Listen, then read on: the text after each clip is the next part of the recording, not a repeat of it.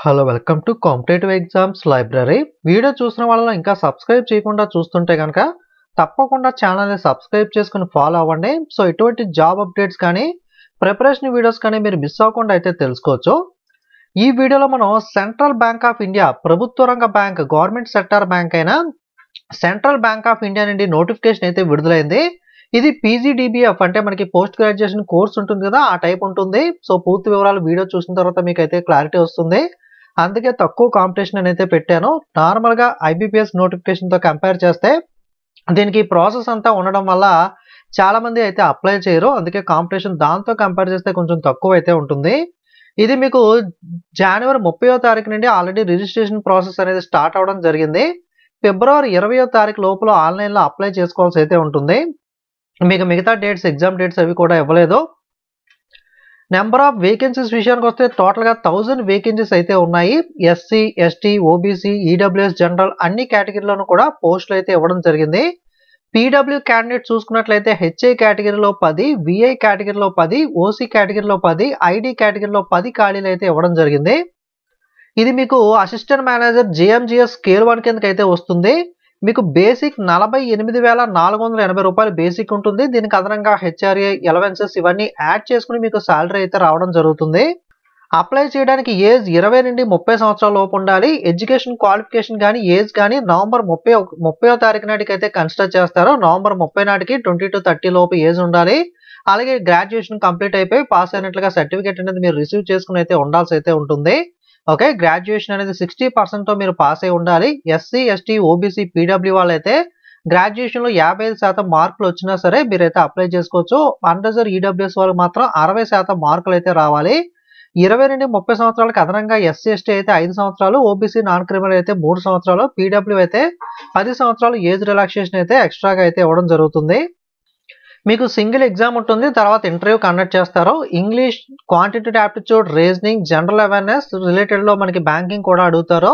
అలాగే next descriptive అనేది English లాంగ్వేజ్లో మనకి లెటర్ రైటింగ్, అలాగే ఎస్ఐ, అలాగే డిస్క్రిప్షన్ రిలేటెడ్గా మనకి 2 క్వశ్చన్స్ ఉంటాయి. ఓకే, టోటల్గా మనకి 30 minutes డిస్క్రిప్టివ్ టైం ఉంటుంది. సో ఇది వచ్చేసరికి ఇండివిజువల్ సెషనల్ టైమింగ్ అయితే ఉంటుంది. 120 క్వశ్చన్స్ 120 మార్క్స్కి. నెక్స్ట్ ఇందులో క్వాలిఫై అయిన వాళ్ళకి ఇంటర్వ్యూ చేసి ఫైనల్గా సెలెక్ట్ అయిన తర్వాత మీకు పీజీడీబీఎఫ్ కోర్స్ అనేది ఉంటుంది. సో దానికి అమౌంట్ అనేది పే చేయాలి. ఆ కోర్స్కి 1 year పాటు కోర్స్ అనేది ఉంటుంది.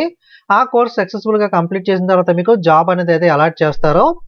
ఆ కోర్స్కి మీరు అమౌంట్ పే చేయగలిగితే డైరెక్ట్గా పే చేసి మీరు కోర్స్ అనేది జాయిన్ అవ్వచ్చు. పీజీ టైప్లో మనకి ఎంబీఏ ఈ విధంగా ఉంటాయి కదా, అలాగే మనకి 1 year పాటు కోర్స్ అయితే ఉంటుంది. లేదా మీకు లోన్ అనేది ఎడ్యుకేషన్ లోన్ ఫెసిలిటీ కూడా మనకి కల్పించడం జరుగుతుంది. మీకు సాలరీ వచ్చాక సాలరీలో కట్ అయ్యే విధంగా మీకు కోర్సు వ్యాలిడిటీ 1 year అయితే ఉంటుంది. 9 months class room training, 3 months on job training అనేది ఉంటుంది. జాబ్లోకి జాయిన్ అవ్వకముందు ఈ ట్రైనింగ్ ఈ 1 year కంప్లీట్ అయిన తర్వాత మీకు జాబ్లో అయితే తీసుకోవడం జరుగుతుంది.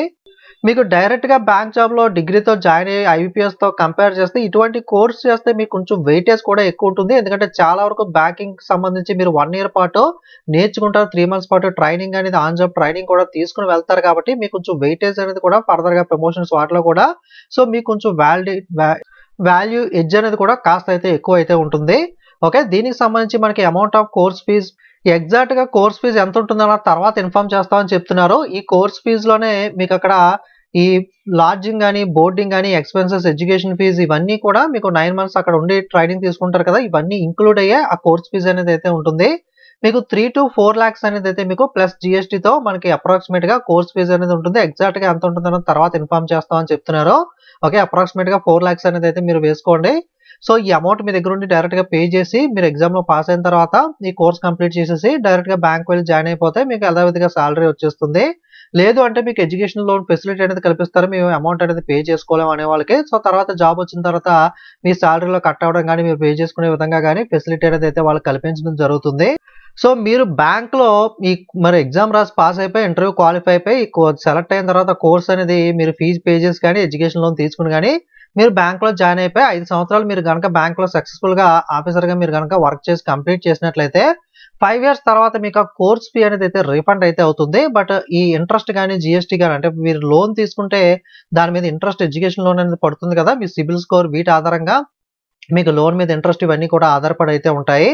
అలాగే జీఎస్టీ గానీ ఇటువంటివన్నీ కూడా డిడక్ట్ చేసుకుని మనకి మిగతా అమౌంట్ అనేది కోర్స్ ఫీ అనేది మీకు 5 ఇయర్స్ సక్సెస్‌ఫుల్‌గా జాబ్ చేసిన తర్వాత రిఫండ్ అయితే అవుతుంది. అంటే సేమ్ మనకి రైల్వేస్‌లో ఎగ్జామ్ ఫీజ్ అనేది 500 పే చేసిన తర్వాత మనకి ఎగ్జామ్ రాసిన కొన్ని నెలల తర్వాత రిఫండ్ ఇస్తారు కదా! చార్జెస్ అనేవి కట్ చేసుకొని సేమ్ అదే విధంగా లోన్ తీసుకుంటే ఇంట్రెస్ట్ అలాగే లోన్ తీసుకోకపోయినా జీఎస్టీ అవి కోర్స్ ఫీజ్ పైన ఉంటాయి కదా! అవన్నీ కూడా డిడక్ట్ చేసుకొని మీకు ఈ అమౌంట్ అనేది 5 ఇయర్స్ తర్వాత మీరు కంప్లీట్‌గా సక్సెస్‌ఫుల్‌గా వర్క్ చేసిన తర్వాత మీకు రిఫండ్ అయితే ఇస్తారు. ఓకే. ఈ మధ్యన బ్యాంక్స్ చాలా నోటిఫికేషన్‌లో కూడా మీ సిబిల్ స్కోర్ అనేది కూడా బాగుండాలి అని చెప్తున్నారు. జాయిన్ అయ్యే టైంకి సిబిల్ స్కోర్ అనేది 650 ఆర్ అబోవ్ ఉండేలా చూసుకోండి అని అయితే చెప్తున్నారు. ఒకసారి మీ సిబిల్ స్కోర్ అనేది చెక్ చేసుకోండి. చాలా ఫ్రీ వెబ్‌సైట్స్ అయితే ఉంటాయి. ఓకే. ఎవరికైనా సిబిల్ స్కోర్ తక్కువ ఉంటే గనక ఏదైనా మనకి చిన్న చిన్న క్రెడిట్ కార్డ్ లాంటివి తీసుకొని మీకు ఆ క్రెడిట్ కార్డ్ యూజ్ చేసి పేమెంట్ అనేది వెంటనే కట్టేస్తూ ఉంటే గనక మీ సిబిల్ స్కోర్ అనేది ఇంప్రూవ్ అవుతుంది.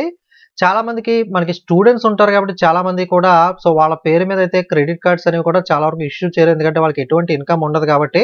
సో మీ దగ్గర ఏమన్నా కొంచెం అమౌంట్ ఉంటే గనక కొన్ని బ్యాంక్స్ అనేవి ఫిక్స్డ్ డిపాజిట్ వేస్తే గనక సో మనకి ఒక 50,000, 20,000 అంటే మీరు వేసే ఫిక్స్డ్ డిపాజిట్ మీద మీకు క్రెడిట్ కార్డ్ అనేది ఆఫర్ చేస్తూ ఉంటారు. ఆ విధంగానే సరే మీరు క్రెడిట్ కార్డ్ అనేది తీసుకొని సో మీరు ట్రాన్సాక్షన్ చేసి రీపేమెంట్ అనేది టైమ్ టు టైమ్ రీపే చేసేస్తూ ఉంటే గనక మీ క్రెడిట్ స్కోర్ అనేది అయితే ఇంప్రూవ్ అవుతుంది. సో ఫ్యూచర్‌లో మీరు ఏదైనా ఎడ్యుకేషన్ లోన్ గానీ, హౌసింగ్ లోన్ గానీ ఇలాంటివి తీసుకున్నప్పుడు మీ క్రెడిట్ స్కోర్ అనేది చూసి దాన్ని బట్టి మీకు తక్కువ ఇంట్రెస్ట్ కూడా వస్తుంది కాబట్టి సో ఎవరైనా ట్రై చేయాలనుకుంటే ఆ విధంగా ట్రై చేయండి.